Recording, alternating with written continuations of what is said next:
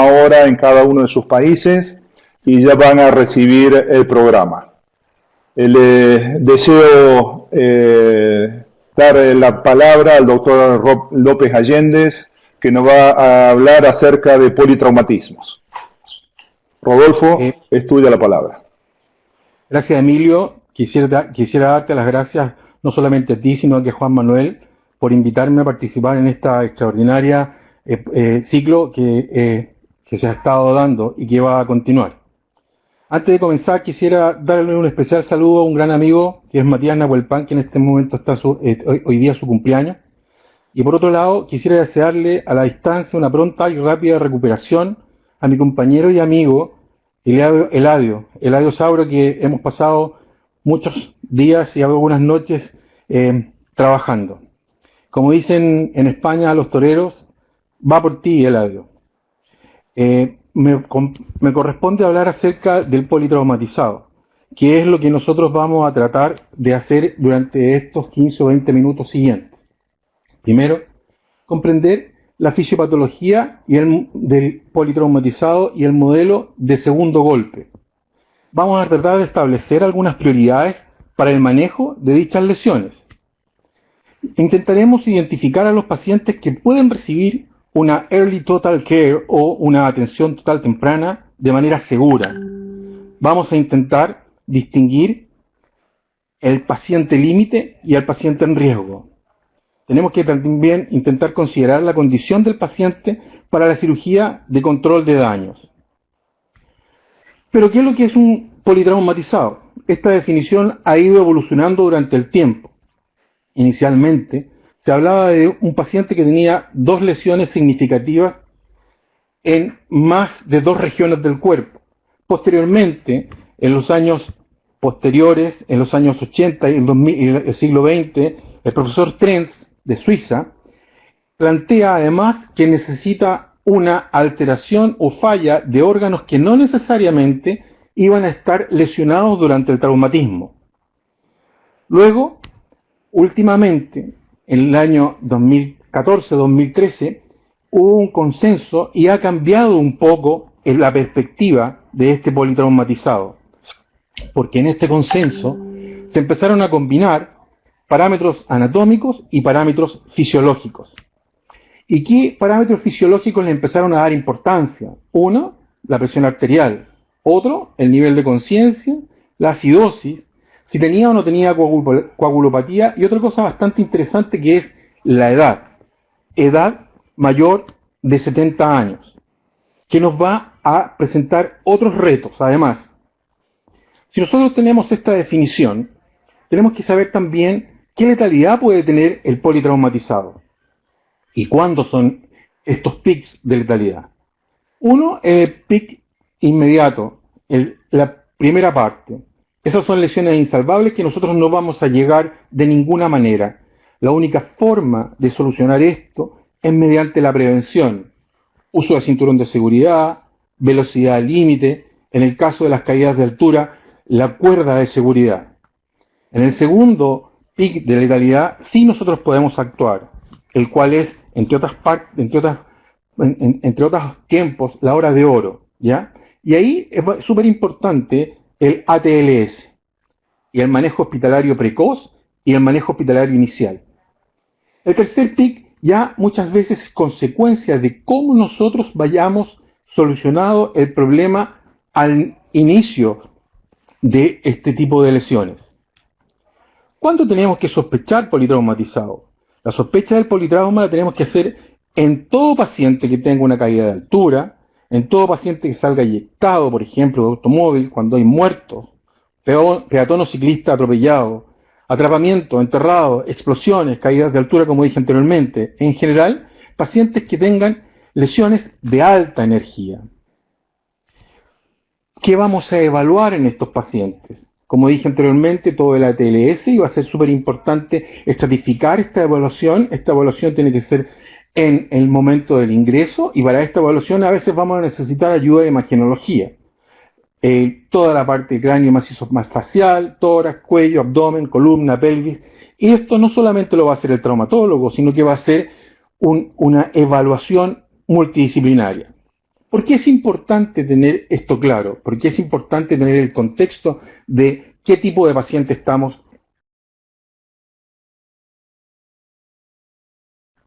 tratando?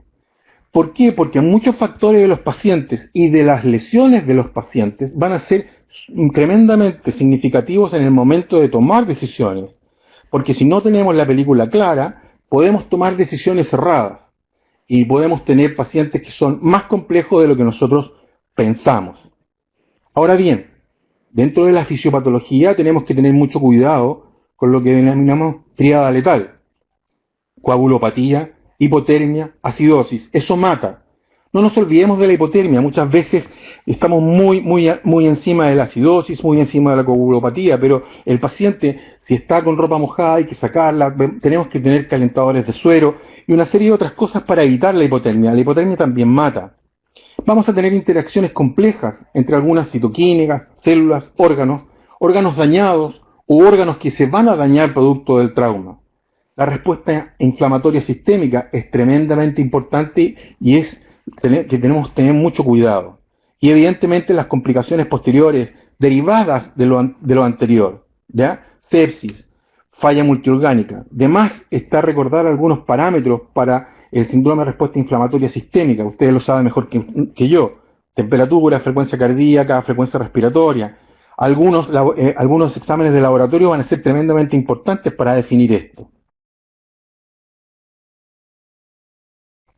Y una vez que tenemos definido todas estas cosas, ¿cuáles son los principios que nosotros vamos a tener que utilizar? Primero, aplicar el ATLS. Segundo, vamos a tener que, una vez aplicado el ATLS, teniendo claro qué tipo de paciente tenemos enfrente, establecer prioridades quirúrgicas. Estas prioridades quirúrgicas han ido evolucionando a lo largo del año, a lo largo de los años.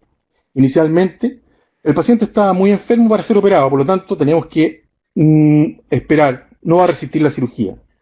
Posteriormente, cambió, teníamos que intentarlo. El paciente estaba muy enfermo para no operarlo. Eso fue el Early Total Care, el tratamiento temprano, ¿ya? Y posteriormente viene un paciente, el concepto que el paciente debe ser adecuadamente evaluado para poder saber qué le conviene en ese momento, para posteriormente seguir avanzando. Eso se llama el damage control o el control de daño. Eso es para todo politraumatizado. Vamos a tener un control de daño también para los cirujanos, para los ortopedistas y dentro de la ortopedia control de daño en la cirugía columna, por ejemplo.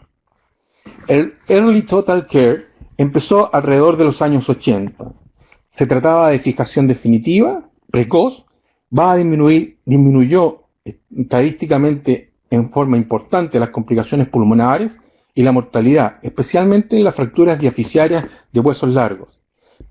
Disminuía también la hemorragia, pero era una agresión bastante importante para los pacientes. El concepto de damage control o control de daños es alrededor de los 90, ¿ya? Porque el anterior concepto no era aplicable universalmente, porque habían pacientes que tenían inestabilidad hemodinámica, tenían una lesión torácica, tenían una lesión craneana, que necesitaban rápida cirugía y que con el concepto anterior nosotros íbamos a tener mucho tiempo en el pabellón. Los objetivos del control de daño eran control de la hemorragia, minimizar la respuesta inflamatoria, optimizar la función pulmonar, prevenir la sepsis y el dolor, facilitar el manejo de las lesiones craneales de nuestros amigos neurocirujanos. Apareció posteriormente, el año 2013 aproximadamente, un concepto nuevo, pero esto es para determinado grupo de pacientes. Pacientes que tienen unas fracturas mecánicamente inestables, pero el paciente ha demostrado una respuesta a la reanimación.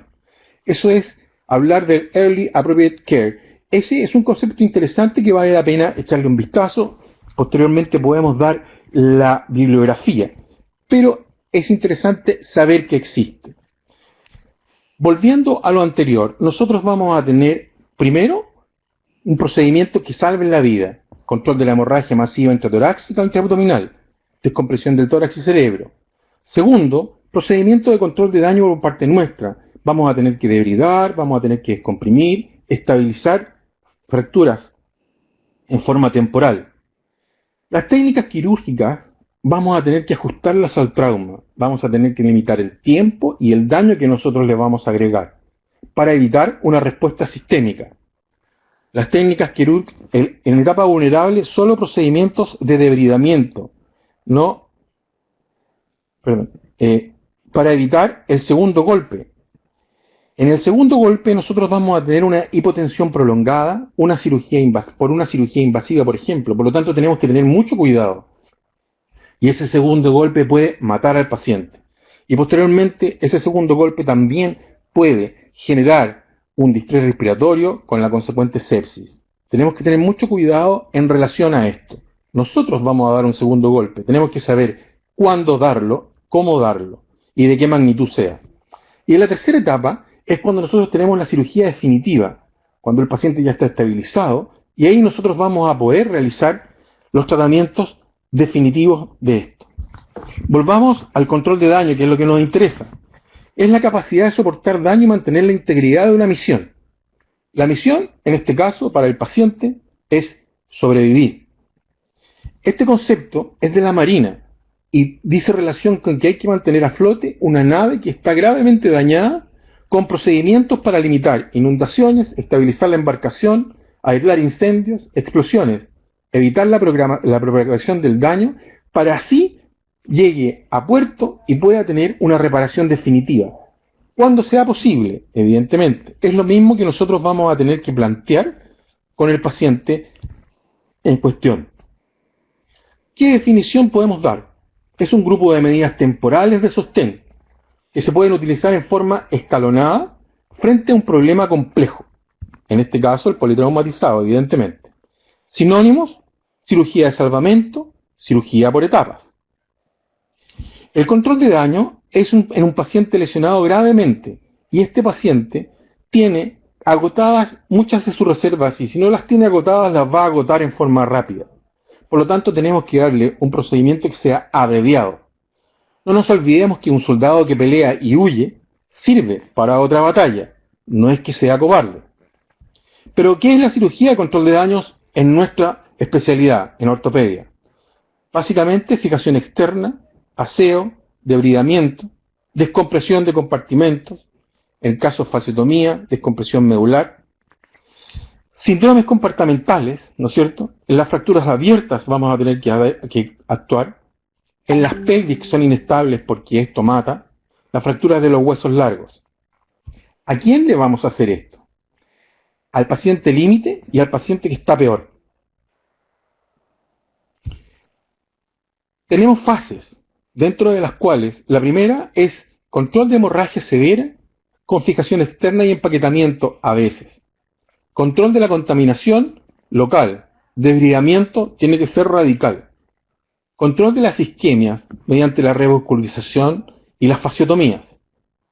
En la segunda etapa vamos a tener una resucitación secundaria y vamos a tener que realizar todos los procedimientos que sean necesarios. Ya sea aseos quirúrgicos, ya sea reponer los fijadores, para llegar a una tercera en la cual vamos a poder darle una estabilización definitiva a las fracturas que nosotros vamos a tener que tratar posteriormente. Pero ¿quiénes se van a beneficiar del control de daño? Los pacientes estables evidentemente no. Ellos podrían en un momento determinado ser subsidiarios del Early Total Care. Pero los pacientes que están borderline, pacientes que están inestables o los pacientes que están in extremis, ellos sí que se van a beneficiar enormemente del control de daño. Las lesiones que vamos a tratar, que están asociadas y que son susceptibles del DCO, son las fracturas de fémur, fracturas de huesos largos en general, las lesiones del anillo pélvico, que están asociadas a una hemorragia exsanguinante. No nos olvidemos que esto mata al paciente. Una hemorragia exsanguinante con una mortalidad, puede llegar a tener una mortalidad del 50-60%, ¿ya? Y esto muchas veces va a ser el sello distintivo que nosotros le vamos a poner al paciente para que sobreviva o no. Desde el punto de vista práctico, además de esto, nosotros tenemos que ver y evaluar el politrauma en el paciente geriátrico. ¿Se acuerdan que habíamos agregado la edad? es tremendamente importante porque a veces lesiones que en otro paciente que sea más joven no se constituye como para hacer un control de daño, en el paciente geriátrico sí lo es. Lo otro que nosotros tenemos que evaluar también son las lesiones de columna. ¿Ya? Las lesiones de columna son tremendamente importantes, no solamente en el paciente geriátrico, sino que también en el resto de los pacientes. Las lesiones inestables especialmente. Control de daño espinal. Permite la movilización temprana del paciente en la UCI, permite la movilización, no nos olvidemos que muchas veces son pacientes que van a tener otro tipo de lesiones con fijador externo, que el manejo de enfermería es bastante complejo y bastante difícil. Va a reducir también las tasas de complicaciones posteriores a la lesión en pacientes con lesiones múltiples y va a evitar el agravamiento de lesiones neurológicas. El síndrome de control de daño se define como la reducción y fijación de la fractura espinal, torácica y lumbar posterior dentro de las 24 horas. Habitualmente, y todo esto nosotros lo vamos a tener que hacer por vía posterior. Y hoy por hoy hay cirugías mínimamente invasivas de muy poco tiempo quirúrgico que solucionan enormemente este tipo de problemática. Otros pacientes que pueden beneficiarse del abordaje descrito con control de daño son los que han tenido un trauma de cráneo, de tórax, fracturas abiertas de las extremidades, fracturas aisladas de una extremidad, pero con gran cantidad y complejidad de lesión de tejidos blandos. ¿Ya? Y eso nos va a evitar o nos va a diferir un tratamiento quirúrgico definitivo.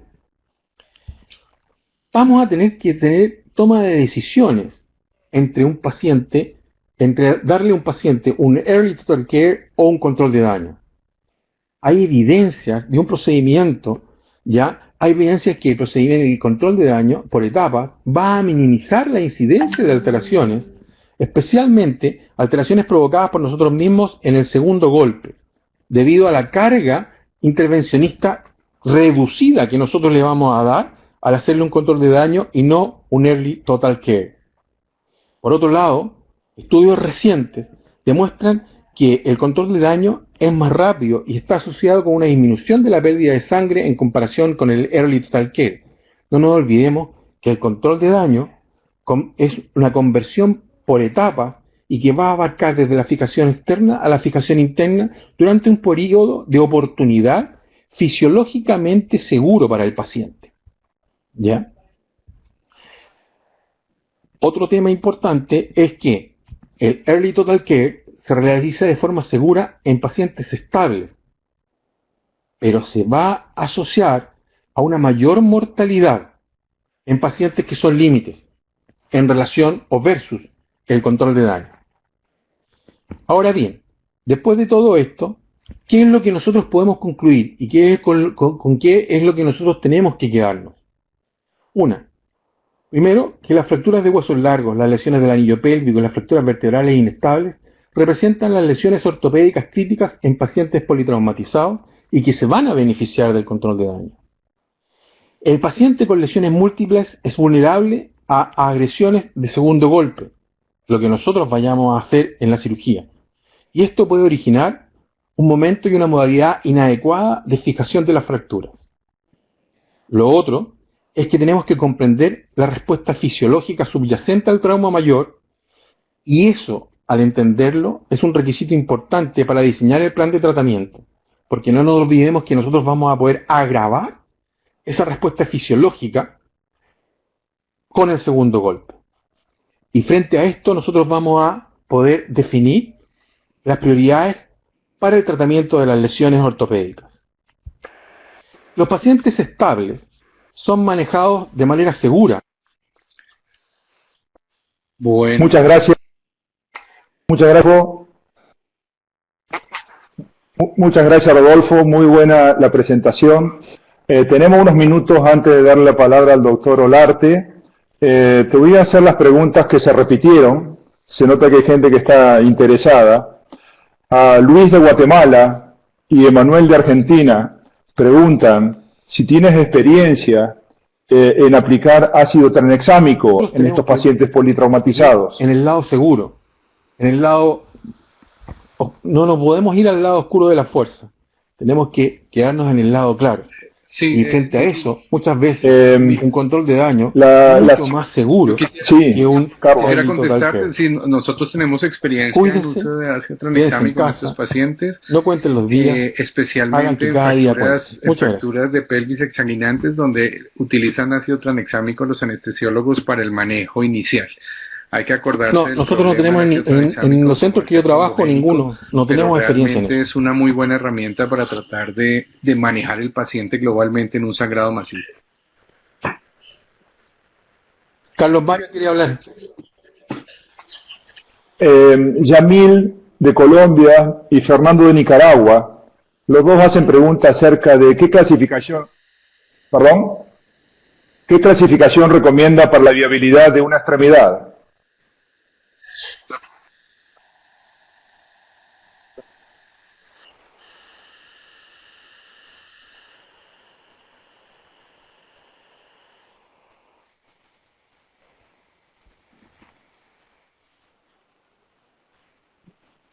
Perdona, a lo que me refería es que no,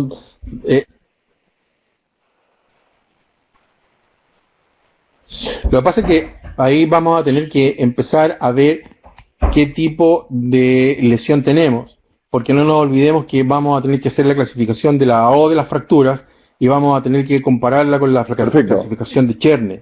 Muchas veces vamos a tener un gran compromiso de las lesiones de una extremidad por lesiones de partes blandas y otras veces la complicación va a ser la parte ósea. Por lo tanto, vamos a tener que ver. Ok. Perfecto. Tenemos tiempo para unas preguntas más. Fernando, de Argentina, pregunta, fractura de pelvis inestable, ¿te orientas a una fijación externa o una cincha en emergencia?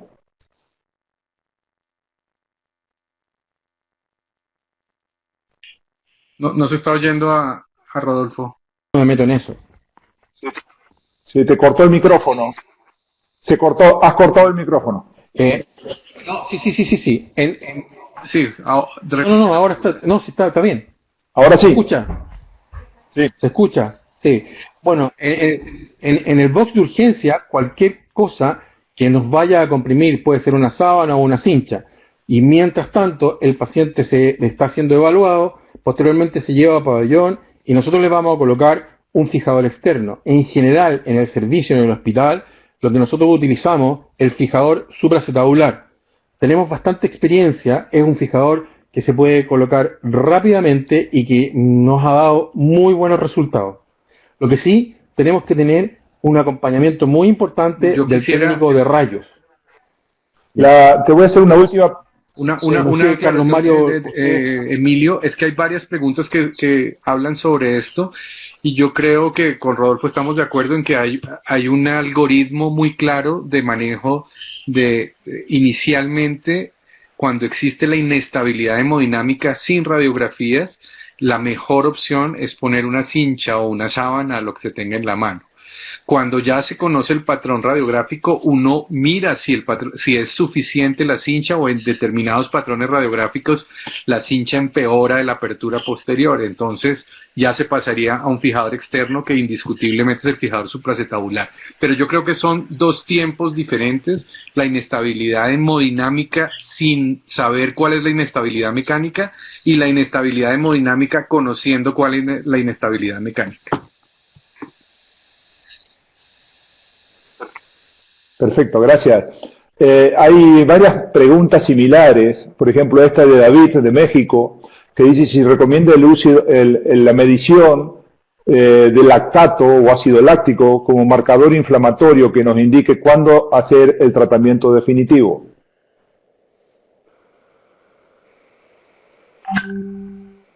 Lo que pasa es que el tratamiento definitivo no solamente va a estar dado por el marcador, sino que va a estar dado por todo el resto de evolución de las alteraciones que tenga el paciente. Es un parámetro interesante. Sí, el santo grial. Perfecto. Rodolfo, te agradecemos. Dale.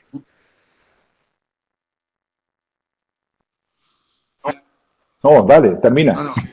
El santo Lo grial ideal sería saber exactamente qué es lo que nos sirve para determinar las cirugías secundarias. Pero como dice Rodolfo, son muchos factores.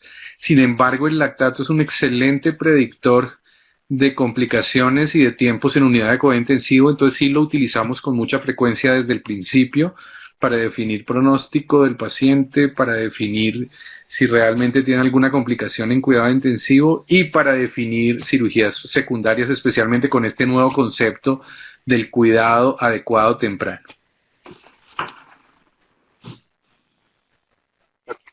Perfecto.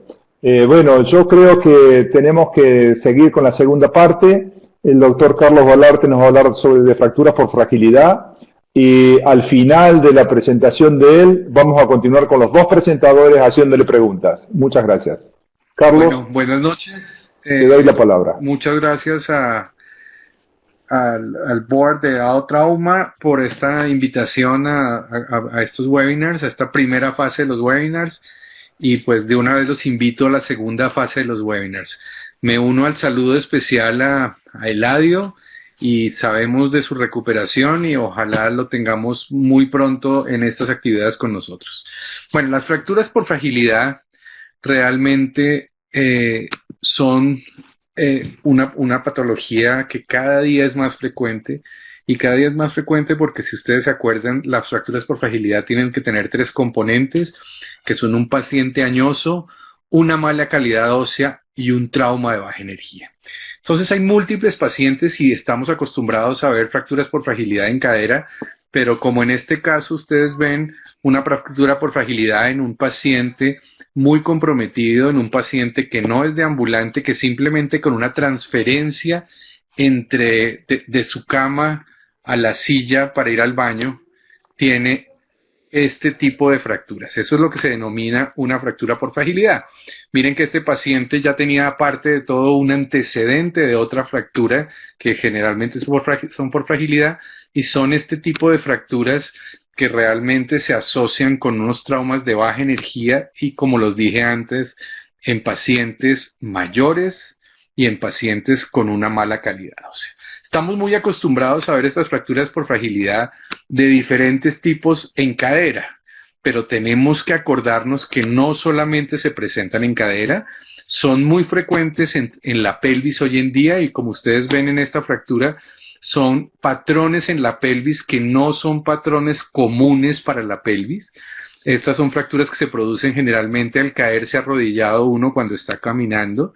Fracturas en el codo por trauma también directo sobre el codo en el momento en que estamos teniendo estos problemas. Y el problema subyacente aquí es la osteoporosis. Y esta definición es una definición la definición de la Organización Mundial de la Salud, donde la caracteriza como una enfermedad esquelética sistémica que está caracterizada por una baja masa ósea y un deterioro en la microarquitectura, con un consecuente incremento en la fragilidad ósea y en la susceptibilidad de producirse fracturas. ¿Qué es la fractura por fragilidad? Ya lo dijimos, pero esta es la definición de la Organización Mundial de la Salud. Estas son las dos definiciones que tiene la Organización Mundial de la Salud. Una fractura es aquella producida por una lesión que debería ser insuficiente para producirse en un hueso normal, o también se puede definir como una fractura producida por un mínimo trauma o una caída desde su propia altura. La osteoporosis en estos pacientes es la condición más común y contribuye al 95% de las fracturas en pacientes mayores de 75 años que son hospitalizados para tratamiento. Existen unas realidades en cuanto a la calidad ósea, y es que existe un imbalance en el recambio óseo después de la menopausia en las mujeres y más o menos a los 75 años en los hombres, con una disminución marcada en la masa ósea que va a traer alteraciones en las propiedades, y no es solamente la alteración en el volumen de masa ósea, sino especialmente la alteración trabecular que hace que se alteren las propiedades de microestructura. Y este imbalance está dado porque hay un aumento en la actividad osteoclástica y hay una disminución en la actividad osteoblástica, o sea, hay un imbalance en el proceso normal, y generalmente es en regiones metafisiales. El diagnóstico generalmente de osteoporosis se hace después de una fractura por fragilidad, Calculamos que 1.5 millones de adultos pueden tener fracturas de baja energía. La mortalidad en estos pacientes, especialmente en fracturas de cadera, está muy bien definida y se definen valores hasta el 25, hasta el 30% de mortalidad al año, que es altísimo, con unos costos en los manejos absolutamente absurdos para los sistemas de salud, y hablamos de 18 billones al año en los Estados Unidos. Hay unos cambios normales en los huesos corticales que todos los vemos cuando vemos este tipo de fracturas, y es para tratar de mantener la rigidez. Hay un incremento en el diámetro porque las corticales se adelgazan, entonces los huesos tienen corticales más delgadas, pero son mucho más anchos. Y hay un incremento en las áreas de los canales haversianos y en las formaciones lacunales, lo que incrementa esta susceptibilidad de fracturarse. Al disminuir el grosor en las corticales, esta gráfica, que es una gráfica fantástica de Stefan Perren, en donde realmente le muestra la severidad del problema, y es que tenemos solamente un área de trabajo para los tornillos en una cortical y en otra cortical, como la que evidenciamos en esta diapositiva con un hueso. Y los cambios en el hueso esponjoso también son muy marcados, y hay una disminución en las trabéculas óseas. Todo esto trae como consecuencias que el paciente se pueda fracturar más. Al haber menos masa ósea, hay menos capacidad de la garra de los tornillos, y para el tratamiento hay más problemas. Hay más pacientes que se les salen los implantes, hay una mayor conminución producida por una mala calidad ósea, pero lo más interesante es que no se altera mucho el potencial de curación. El potencial de curación se mantiene, aunque los últimos estudios muestran que sí existe una disminución en la capacidad y una lentificación en la consolidación de los pacientes. Si comparamos masas óseas en diferentes calidades óseas, pues vamos a ver que son completamente diferentes la fortaleza dependiendo de la masa ósea en el número de ciclos cuando lo ponemos en algún aparato que cicle fuerza en el hueso para tratar de hacer unas fracturas. La fijación en estos pacientes pues es una fijación que es difícil. Puede haber una pérdida de la reducción, una mala unión y una pseudoartrosis. Y en general podemos hacer fijación con todos los elementos que tenemos, pero tenemos problemas con los tornillos convencionales, porque acordemos que los tornillos convencionales dependen básicamente de la calidad ósea. Entonces podemos hacer algunas modificaciones en tornillos normales, como hacer aumentaciones en los recorridos, etcétera, para darle más fortaleza. La aumentación es una técnica descrita hace mucho tiempo, y la aumentación realmente hoy en día la utilizamos en múltiples segmentos. Quizás la más conocida es la aumentación en cadera, en donde está demostrado que al hacer aumentación en cadera, los ciclos de falla son muchísimo mayores para que haya falla en pacientes aumentados que en pacientes no aumentados. La aumentación podemos hacer con múltiples elementos, y hoy en día, especialmente en cadera y en húmero, la hacemos con una combinación entre PMMA e hidroxiapatita para disminuir los problemas de la fase exotérmica de estos pacientes. Entonces aquí vemos un ejemplo de cómo se hace una aumentación. Un paciente con una fractura inestable de cadera. Este paciente, como ustedes lo ven aquí, tiene una fractura absolutamente inestable, con un compromiso de todo el trocánter mayor, el trocánter menor y el cálcar, y tiene el componente base cervical de estas fracturas de cadera. Se hace una reducción anatómica con una reducción cerrada, y se hace la inserción del clavo. Y en la última diapositiva, en la última parte de esta diapositiva, ustedes ven cómo está en esta diapositiva existe una aumentación en esta fase. Vamos a seguir viendo estas diapositivas. Aquí hay una de la fase previa, donde antes de poner el elemento que ponemos, el cemento que ponemos, debemos utilizar un medio de contraste para ver la seguridad de que el medio de contraste no se nos transmita a la articulación. Si el medio de contraste es negativo, pues entonces hacemos la cementación en los 4 cuadrantes y vemos la reducción definitiva en este paciente con una aumentación en los 2 planos que le brinda al paciente una resistencia mucho mayor con estas radiografías posoperatorias. Las placas convencionales también tienen problemas en los pacientes que normalmente tienen mala carga ósea, porque acordémonos que las placas convencionales comparten carga, entonces necesitamos que exista una buena masa ósea para que funcionen las placas convencionales. Entonces, por eso hemos hecho algunas modificaciones en placas convencionales, como es el angular los tornillos, el mejorar la longitud de los tornillos y el tratar de darles mayores longitudes de trabajo para que funcionen en este tipo de huesos. Eso es un ejemplo, este es un caso del doctor Pesantes. Ustedes miren cómo es un paciente con una fractura por fragilidad en el cuello de pie, son fracturas por compresión, con segmentos muy cortos, con unos tejidos blandos muy malos en esta paciente. Entonces, lo que se hace es una combinación de una placa convencional con un tornillo, tratando de bloquear los tornillos convencionales para permitir que haya una mejor fijación en este hueso de mala calidad en estos pacientes. Otro paciente con el mismo tratamiento con una adecuada cosa.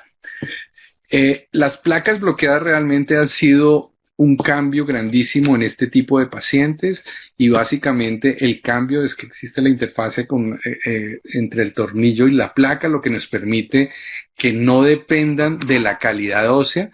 Sin embargo, pues también tenemos la longitud de trabajo en estos pacientes. Es muy útil en hueso metafisiario y en hueso diafisiario osteoporótico, y aquí tenemos un ejemplo. En hueso metafisiario vemos una depresión muy grande en una fractura de platillos tibiales. Vemos esta depresión muy grande y el manejo con una placa bloqueada. Los problemas en las placas bloqueadas son que puede haber una rigidez muy marcada y pueden llevar a que exista una pseudoartrosis. Entonces, hoy en día manejamos en este tipo de paciente el concepto de placas híbridas, que son la combinación entre tornillos bloqueados, especialmente metafisiarios, con tornillos corticales en la parte diafisiaria, para darle un mejor dinamismo a la placa y tratar de disminuir los riesgos de pseudoartrosis. Este es un paciente con una fractura ipsilateral del húmero proximal y el húmero distal, y fíjense cómo se maneja de forma híbrida con los tornillos bloqueados metafisiarios y los tornillos corticales diafisiarios angulados, tanto en la parte proximal como en la parte distal del paciente, con una adecuada evolución en este tipo de paciente. Hacemos también en estas regiones metafisiarias tornillos bloqueados, muy pocos tornillos bloqueados en el área metafisiaria, y una longitud de trabajo muy grande, una reducción anatómica del paciente. Aquí miren, la fractura va hasta aquí, se hace un puenteo de esta área de conminución, una restauración de la superficie articular con estos tornillos, unos tornillos bloqueados aquí y unos tornillos convencionales para permitirle al paciente una mayor elasticidad en la construcción y permitir una disminución del riesgo que tiene el paciente de hacer una pseudoartrosis si la placa es muy rígida. Los clavos intramedulares funcionan muy bien en pacientes osteoporóticos.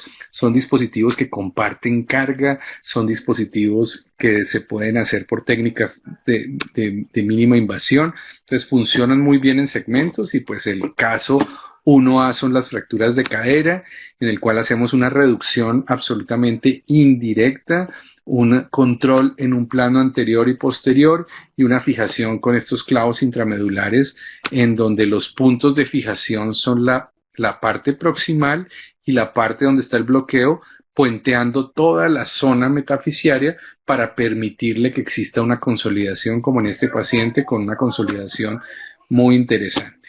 Este paciente es otro paciente con una fractura distal. Es un paciente que tenía un antecedente de un Girleston, una paciente muy vieja que ya no era deambulante. Se hace un manejo con un clavo retrógrado, simplemente puenteando la fractura, y miren la consolidación que obtenemos en la parte después. No solamente en estas fracturas tenemos que hablar de fijación, y el problema es que nos dedicamos simplemente a tener una fijación adecuada en estos pacientes, pero no existe un tratamiento absolutamente en el paciente en todos los estamentos que necesitamos.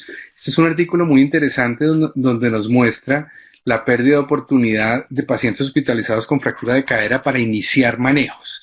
Entonces, miren, los porcentajes de antibiótico profiláctico y de profilaxis y de profilaxis tromboembólica son muy buenas en general en estos pacientes, pero el tratamiento de osteoporosis es realmente deficiente en estos pacientes, tanto la suplementación como los tratamientos. Entonces tenemos que acordarnos que no solamente debemos manejar la fractura, sino prevenir las otras tratando las causas subyacentes. Y nunca podremos tratar todas las fracturas, pero sí debemos al menos tratar las fracturas que nos llegan a nosotros.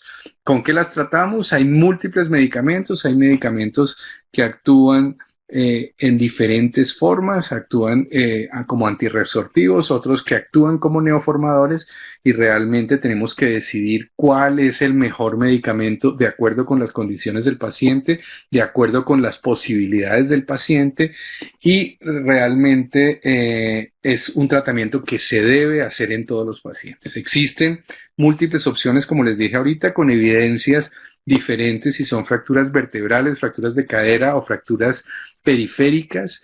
En general, tenemos dos líneas de manejo muy importantes hoy en día, que son los antirresortivos de uso cada 6 meses o cada año, y los neoformadores, que son los análogos de la PTH. No solamente tenemos que dedicarnos a hacer lo mejor posible en la fractura y a manejar la mala calidad ósea, sino tenemos que impactar también en esto que es muy importante, que es la incidencia de las caídas.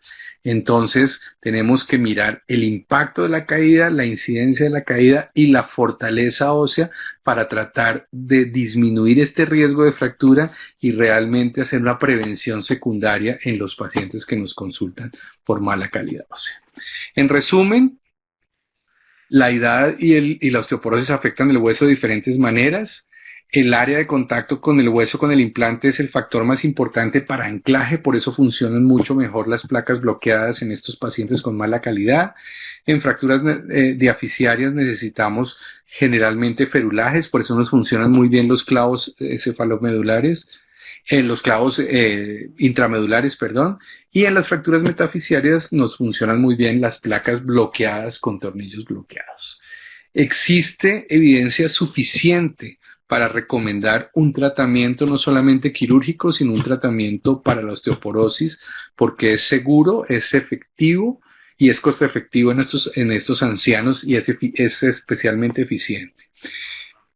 En algunos casos donde el paciente tiene una muy baja expectativa de vida, generalmente menor a 1 año, pues no parece razonable administrar estas terapias, pero el tratamiento en general actúa como prevención secundaria en fracturas y como tal, al prevenir una segunda fractura, disminuye la mortalidad en el paciente. Acordémonos que cada vez que uno se fractura, tiene más riesgo de morirse. Si se fractura 2 veces la cadera, pues el riesgo de morirse es muy importante. Entonces, simplemente el tratamiento reduce de forma importante la mortalidad. Y el espectro de tratamiento entre antirresortivos y neoformadores debe ser analizado dependiendo del tipo de fractura que vamos a tratar. Muchas gracias y ahora vamos con la sesión de preguntas y respuestas. Gracias Carlos Mario. Yo te voy a ir orientando algunas preguntas. La primera es de Silvia, de Argentina, que te hace la pregunta: ¿qué importancia tienen las MIPO, las técnicas mínimamente invasivas, en este tipo de pacientes con fracturas por fragilidad? Ok, la técnica mínimamente invasiva es una técnica que cada vez utilizamos más en pacientes con fracturas por fragilidad, especialmente porque los implantes que tenemos para técnicas mínimamente invasivas nos permiten poner placas bloqueadas y tornillos bloqueados puenteando las zonas de conminución. Entonces realmente es absolutamente deseable. En los ancianos las técnicas cerradas son mucho mejores que las técnicas abiertas. Entonces el MIPO tiene una gran importancia en estos pacientes. Andrés pregunta: ¿cuándo inicias el tratamiento específico para fracturas secundarias, para evitar fracturas secundarias? ¿Cuál es el momento de iniciar? La prevención secundaria debe iniciarse en el momento en que el paciente se fractura. Ojalá el paciente se pueda ir formulado desde el momento en que el paciente se va. Y no solamente es la formulación, sino son las 4 cosas que tenemos que actuar: en ejercicio para el paciente, en disminución de factores que aumenten la osteoporosis, como es la ingesta masiva de café, de alcohol, el cigarrillo, determinadas medicaciones, la suplementación con calcio y vitamina D, y el uso de algún tipo de antirresortivo neoformador. Debería salir el paciente de la fractura, de su hospitalización, con una fórmula y con unas recomendaciones de prevención secundaria. Héctor de Colombia nos pregunta acerca de los bifosfonatos, si sirven para prevenir fracturas de cadera y fracturas vertebrales. Sí, lo que pasa es que tenemos que diferenciar entre prevención primaria y prevención secundaria, y algunas veces en prevención terciaria. En prevención primaria, los bifosfonatos siguen siendo el caballo de batalla para disminuir fracturas de cadera en población general. La prevención secundaria la hacemos en pacientes que ya se han fracturado. Entonces depende de la severidad de la fractura. En teoría deberíamos utilizar los que tienen mejor evidencia desde el punto de vista. Hay unos que tienen evidencia en cadera, hay otros que tienen evidencia en columna vertebral, y hay otros que tienen evidencia en fracturas que denominamos no vertebrales fuera de la cadera. En general, la recomendación es irnos entre los neoformadores y los antirresortivos de uso de 6 meses o de 1 año. El uso de antirresortivos orales en estos pacientes es muy bueno como prevención primaria, pero no tan bueno como prevención secundaria. Y la última, para ya pasar de vuelta a la parte de politraumatismos, nos preguntan cuándo indico el denosumab y si la densitometría se usa solamente para seguimiento o para diagnóstico. El diagnóstico en fractura por fragilidad lo hace la fractura como tal. Entonces, en principio no tendríamos por qué hacer una densitometría. Sin embargo, la utilizamos mucho como patrón de inicio del tratamiento, y en algunos sistemas de salud la pedimos simplemente porque la exigen para dar estos medicamentos. Acordémonos que medicamentos como el denosumab o el teriparatide son medicamentos supremamente costosos. Entonces, en muchos sistemas de salud exigen la densitometría para iniciar el tratamiento. El denosumab se puede iniciar en el mismo momento de la fractura, o sea, debía salir también con la fórmula en el mismo momento de la fractura, y es una excelente opción en algunos pacientes en donde está contraindicado el uso de antirresortivos, de neoformadores. Perfecto. Vamos a hacer un ping-pong. Van a ir contestando los dos. Sí, Rodolfo. En relación yo creo que Carlos Mario está de acuerdo conmigo que en relación a las fracturas por fragilidad, una de las cosas importantes es la prevención. Porque muchas veces ese tipo de fractura que se mostraron es la segunda o la tercera fractura. Hay algunas, de hecho, tal como dijo él, en un momento determinado, una de estas fracturas significa que ya el paciente estaba con osteoporosis y ya había tenido una fractura.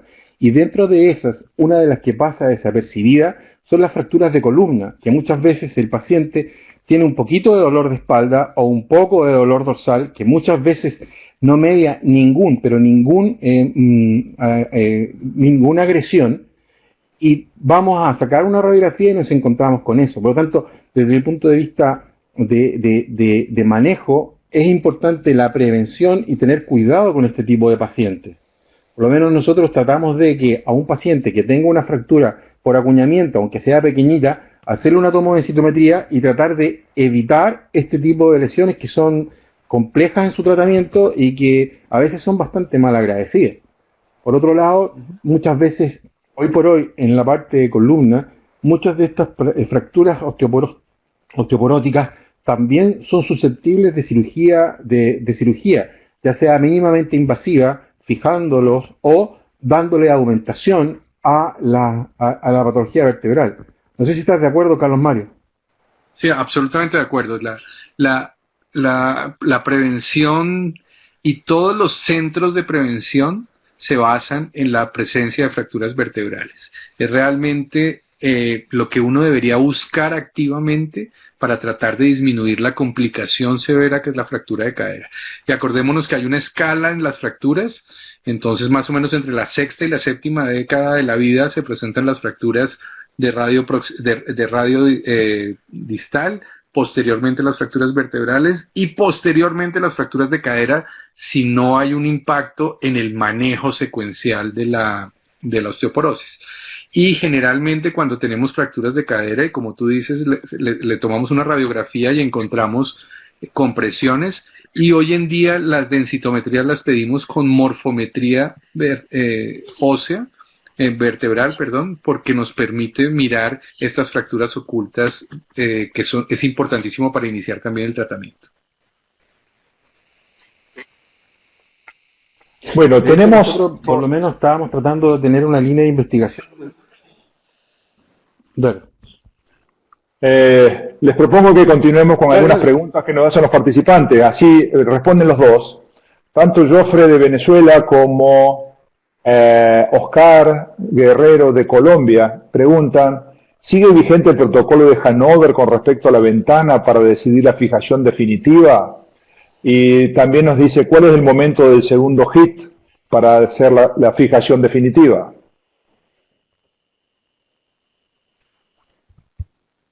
Bueno, en relación al segundo hit, eso va a depender de los pacientes, pero normalmente nosotros vamos a tener un paciente, un politraumatizado, y vamos a tener un periodo de ventana. Ese periodo de ventana va a depender del tipo de lesiones que tenga el paciente y evidentemente, fundamentalmente del tipo de lesiones y de la edad del paciente. Generalmente son a la semana, aproximadamente entre el quinto y el séptimo día, vamos a tener un periodo de ventana. Tenemos que tener mucho cuidado de si en ese periodo es cuando nosotros vamos a poder hacerle el segundo golpe. Nosotros en general nos apoyamos en la parte de laboratorio, en la imagenología, cuando tienen problemas de, ¿cómo se llama?, torácico, y para nosotros es tremendamente importante la opinión del luciólogo. Muchas veces el luciólogo es el que nos dice hoy, ahora. Y la idea es tratar de tener en cualquier momento, lo ideal es, si es el sábado, es el sábado, si es el domingo, es el domingo. Tú no lo puedes dejar porque el periodo de ventana a veces es muy pequeño. Tal vez como lo Carlos Mario, se sigue repitiendo esa pregunta. Sí, como lo mostró Rodolfo, yo creo que históricamente ha habido una exageración de los dos polos. O sea, primero del cuidado temprano total, y sabemos todas las complicaciones, y posteriormente del control del daño. Entonces establecieron estas fases, unas fases muy rígidas. Hoy en día por eso nos gusta mucho lo del cuidado adecuado temprano, que es una combinación dependiendo de las condiciones del paciente, de qué se le puede hacer y qué toca postergar. Entonces realmente ese concepto del cuidado adecuado temprano ha cambiado el tratamiento de los pacientes y ya no tenemos fases tan rígidas, sino depende de la respuesta fisiológica del paciente a la lesión y de la respuesta fisiológica del paciente a la resucitación. Entonces por eso no tenemos días tan claros, sino como lo dice Rodolfo, estamos hablando con la persona de cuidado intensivo y estamos hablando con las otras personas involucradas en el manejo del politrauma para decidir cuándo el paciente está en las mejores condiciones para continuar el tratamiento o las cirugías definitivas. Por otro lado, es esta muy pregunta es para tratar un paciente joven como Carlos Mario. Sí, oye, Emilio, es muy diferente tratar un paciente joven, atlético como Carlos Mario o yo, que a un paciente de tercera edad como tú. Eladio. Claro, seguro. En realidad, el periodo de ventana va a ser diferente y la Totalmente de acuerdo. diferente. Por otro lado, también, como dice Carlos Mario, no podemos rigidizarnos porque hay un paciente que puede tener un TEC más otras cosas. Hay otros pacientes que pueden tener compromiso torácico. Entonces, esto del protocolo de Hanover, que es más o menos rígido, tal día, tal hora, o cuántas horas, que hay que hacer el periodo secundario, 3 octavo día, hay que evaluar la formación de hematoma, qué sé yo. Eso es complejo, digamos, es muy complejo. Por lo tanto, tal como decía Carlos Mario, lo que tenemos que hacer es ir día a día y paciente a paciente evaluando. Es decir, como dice un colega, hay que dejar que el paciente nos vaya diciendo qué es lo que vamos a hacer. Bueno, una de las últimas preguntas, vamos a ver a fracturas de pelvis, que ustedes dos son especialistas. Uno lo va a contestar para jóvenes, el otro lo va a contestar para adultos mayores. Fracturas de pelvis como inestabilidad vertical. ¿Qué función tiene el fijador externo?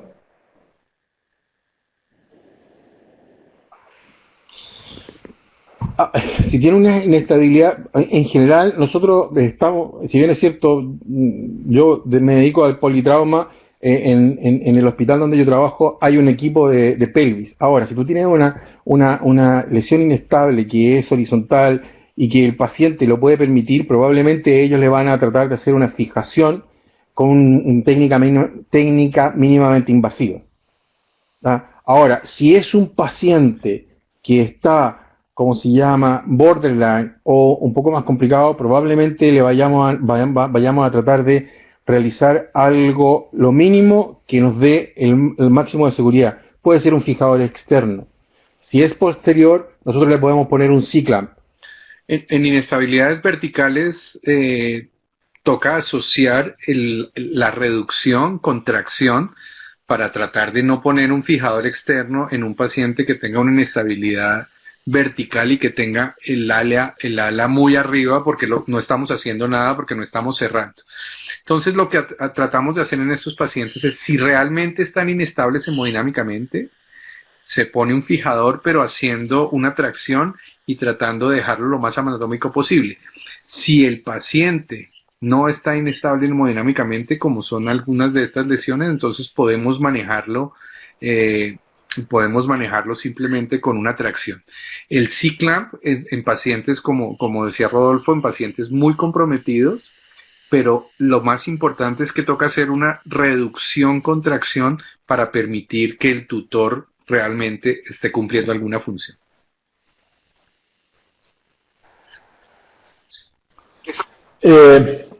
Esa reducción otra pregunta, como incluso manual.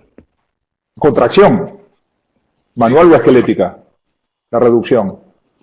Contracción, puede ser con puede ser mesa ortopédica o puede ser con un residente. ¿De qué tamaño el residente? Bueno. En general, por lo menos acá los nuestros son todos triple X. Perfecto. Fulvio. No, XXL, perdón. Perfecto. Fulvio de Ecuador pregunta acerca de si las fracturas bilaterales del fémur siempre tienen que ir a control de daño. Esa se la contesté por interno, ¿ya? Perfecto. En general, lo que le comenté a él es que, o no sé si se lo comenté a él o a otro que me preguntó lo mismo, pero en general nosotros va a depender, en el equipo va a depender de, ¿cómo se llama?, del paciente. Por otro lado, desde el punto de vista práctico, si es un paciente joven que tiene las consideraciones, vamos a tratar de hacer un clavo endomedular probablemente. Pero también eso depende mucho en nuestra realidad, dependiendo de dónde esté. A veces no tenemos el equipo en ese momento como para hacer dos enclavijados. Pero si el paciente lo tolera, y eso hay que evaluarlo paciente a paciente, perfectamente nosotros podemos colocar un fijador en la que es más compleja y en la que es más fácil le vamos a colocar un clavo endomedular. Pero eso hay que ir viéndolo paciente a paciente. Perfecto. Rodolfo, muchas gracias por tu presentación. Carlos Mario, muchas gracias. Sí, le vamos a permitir que ustedes cierren cada uno de ustedes sus presentaciones, dándonos un consejo y algún mensaje para que nos llevemos. Rodolfo, tienes la palabra. Desde el punto de vista mío, ¿cómo se llama? Primero, ver y evaluar, tener claros los conceptos, y ver y evaluar paciente a paciente. Segundo, siempre hacerse asesorar por alguien que sepa más.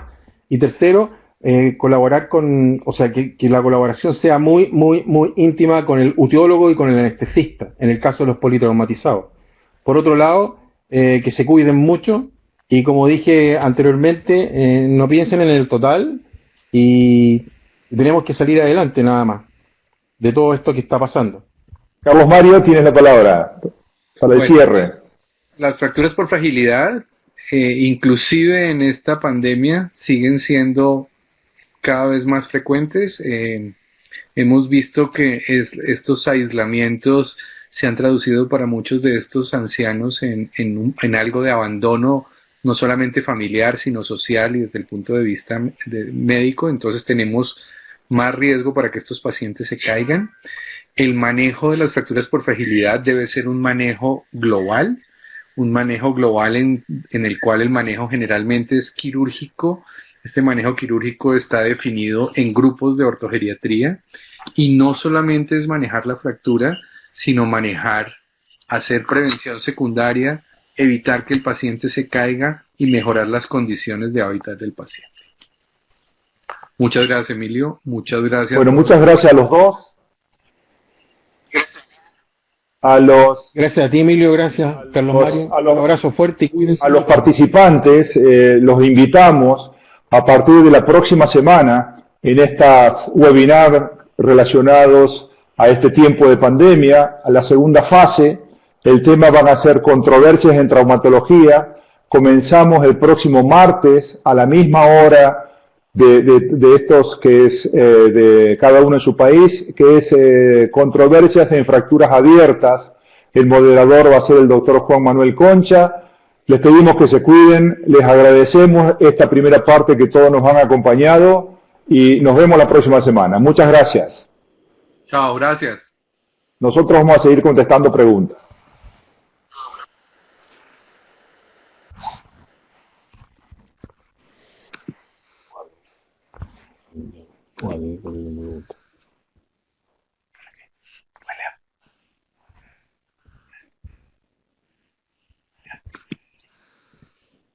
Pero bueno.